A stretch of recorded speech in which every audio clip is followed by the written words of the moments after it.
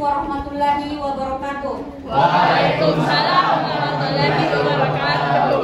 Selamat siang, salam sejahtera buat kita semua. Yang terhormat Bapak Muhammad Romario Basirung SPD MPD dan Kak Aulia Mutmainah selaku dosen selaku asdos dari mata kuliah belajar dan pembelajaran, serta rekan-rekan yang sudah hadir pada pertemuan hari ini. Pertama-tama marilah kita panjatkan puji syukur kehadiran Tuhan Yang Maha Esa, karena dengan rahmat dan karunia-Nya kita bisa berkumpul pada hari ini. Adapun tujuan kami hadir di sini adalah untuk memberikan wawasan baru kepada adik-adik mengenai flowchart, menjelaskan simbol-simbol yang digunakan di dalamnya, dan mengajak adik-adik mendemonstrasikan secara langsung.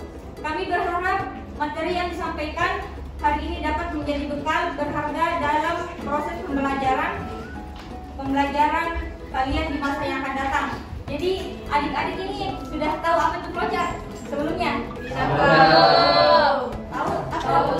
Belum ya? Baiklah. Sebelum kita mulai, kami memperkenalkan diri. Kami mahasiswa dari Universitas Negeri Makassar dengan jurusan Teknik Informatika. Saya atas nama Amelda, dan saya tidak sendiri, saya bersama rekan-rekan saya.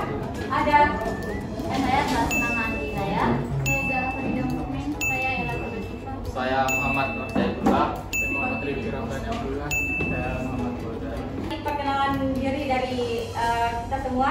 Jadi untuk memulai sesi materi, dengan hormat saya persilahkan. Jadi hari ini kita akan belajar tentang flowchart. Jadi flowchart itu adalah suatu bagan alir yang menggambarkan suatu proses-proses atau langkah-langkah dari suatu program. Nah, di sini ada simbol-simbol dari flowchart, simbol dasarnya flowchart.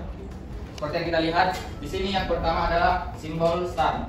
Nah, simbol start ini berfungsi atau menandakan berjalannya suatu program. Kemudian selanjutnya ada simbol input. Input ini jajarkan ya teman-teman.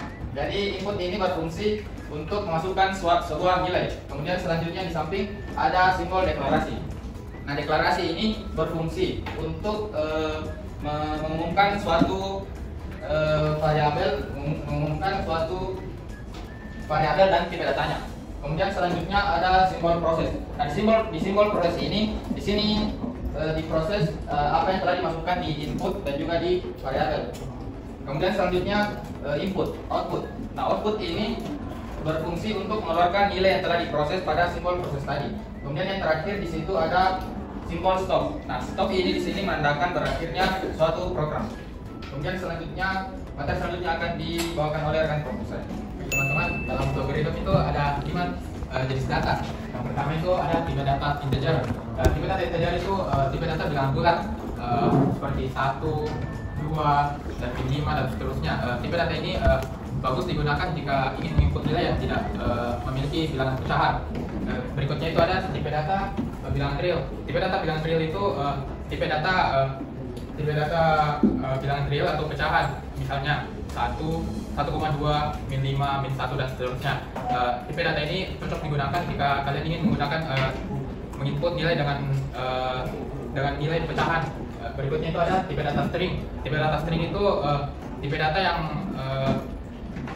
yang memiliki kumpulan teks atau karakter, cocok digunakan untuk biasanya untuk menginput sebuah kata, misalnya halo, aku, kalian, dan lain-lainnya. Berikutnya ada itu tipe data boolean. Tipe data boolean ini tipe data yang hanya memiliki 2 nilai, yaitu nilai real atau benar atau false atau salah. Tipe data ini biasanya digunakan untuk jika ingin menginput sebuah keputusan logika ataupun kondisi. Oke, yang terakhir itu tipe data array. Tipe data array ini biasanya adalah sebuah tipe data yang digunakan untuk menyimpan nilai-nilai yang memiliki nilai-nilai yang memiliki tipe data yang sama dalam satu variabel. Baik, selanjutnya akan saya serahkan rekan saya. Silakan. Baik, di sini saya akan menjelaskan mengenai operator aritmetika. Nah, adapun bagian-bagian dari operator aritmetika. Yang pertama yaitu operator penjumlahan. Operator ini digunakan untuk menjumlahkan dua atau lebih angka. Dalam pemrograman atau flowchart, operator ini sering digunakan untuk menghitung total, jumlah nilai, atau menggabungkan nilai numerik. Nah, selanjutnya yaitu operator pengurangan. Operator pengurangan ini digunakan untuk mengurangi suatu nilai dengan nilai lainnya. Dalam pemrograman atau flowchart, operator ini sering digunakan untuk perhitungan selisih atau perbedaan nilai. Selanjutnya yaitu operator perkalian. Operator perkalian ini digunakan untuk mengalikan dua angka. Umumnya dalam pemrograman atau flowchart, operator ini sering digunakan untuk menghitung luas dan menghitung total pembayaran. Nah, yang keempat, operator pembagian. Operator ini digunakan untuk membagi satu angka dengan angka lainnya. Hasilnya dapat berupa angka bulat atau angka desimal. Yang terakhir itu operator modulus atau hisab pembagian. Operator ini digunakan untuk menghasilkan sisa dari pembagian antara dua angka. Jadi saya di sini ingin mendemonstrasikan cara membuat flowchart di aplikasi Flowgo.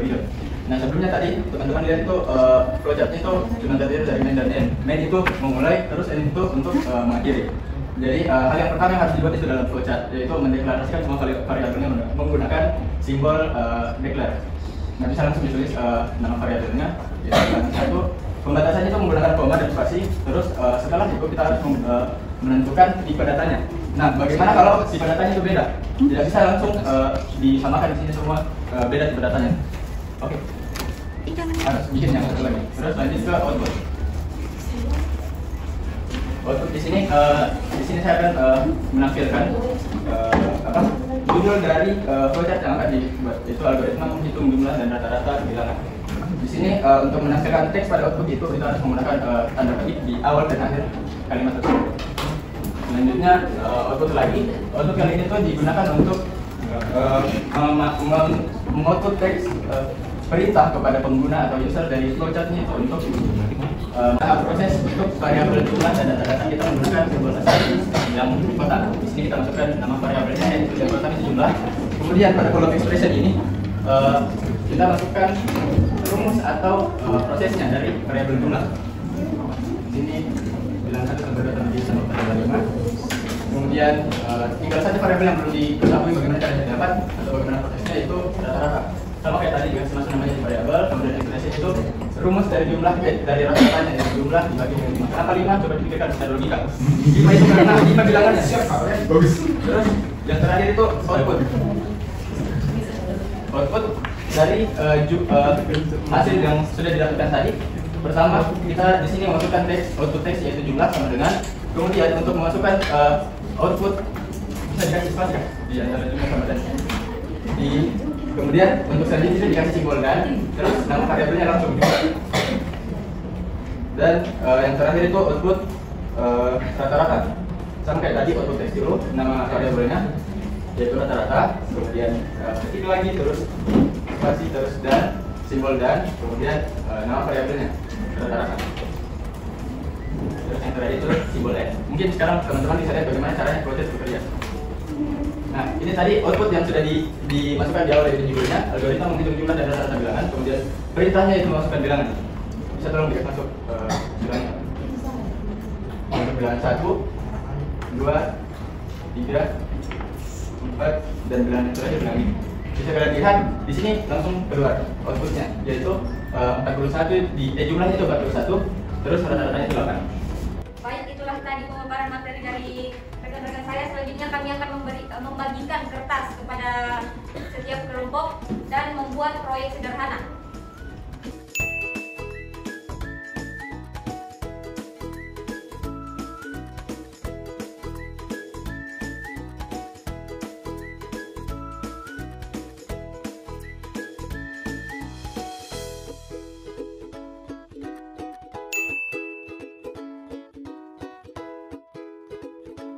Jadi kita sudah di ujung acara. Terima kasih kami sampaikan kepada seluruh peserta, khususnya adik-adik. Sebagai kesimpulan hari ini dalam mempelajari pengenalan flowchart dan simbol-simbol penting di dalamnya. Semoga pengetahuan ini dapat diaplikasikan dalam kegiatan akademik dan praktikum adik-adik. Sebagai penutup, ingatlah belajar adalah proses seumur hidup. Manfaatkan masa sekolah ini untuk menggali ilmu sebanyak-banyaknya. Selamat berkarya dan semoga sukses dalam perjalanan akademik adik-adik. Saya Amelda selaku moderator pamit undur diri. Assalamualaikum warahmatullahi wabarakatuh.